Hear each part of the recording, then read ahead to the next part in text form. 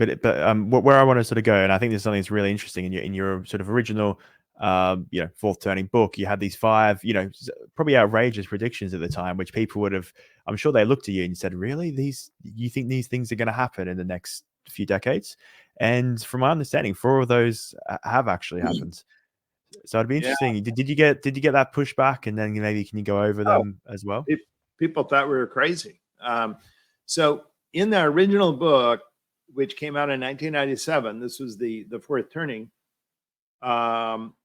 We hypothetically described 5 events that would accompany our moving into and through the fourth turning, right?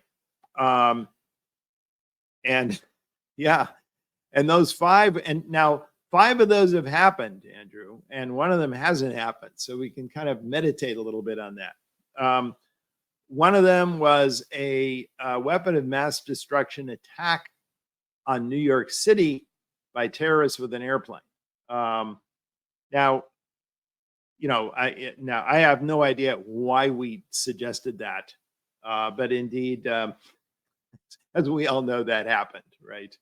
The other one was a spending limit enforced by Congress that would jeopardize payment on the national debt, accompanied by the organizing of a new Tea Party movement in America. And as we know, that happened in 2011 and 2012.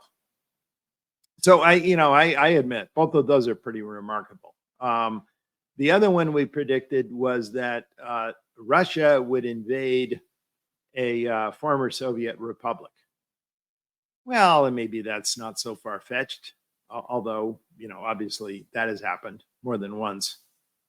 And the other was that a epidemic would break out that would bring about the declaration of national martial law, and the rounding up and quarantining of people. Well, we had COVID, obviously, and I don't think we had the imposition of martial law, not by a long shot, but I think if you listen to the rhetoric of many politicians in the United States, you would think it was martial law, right?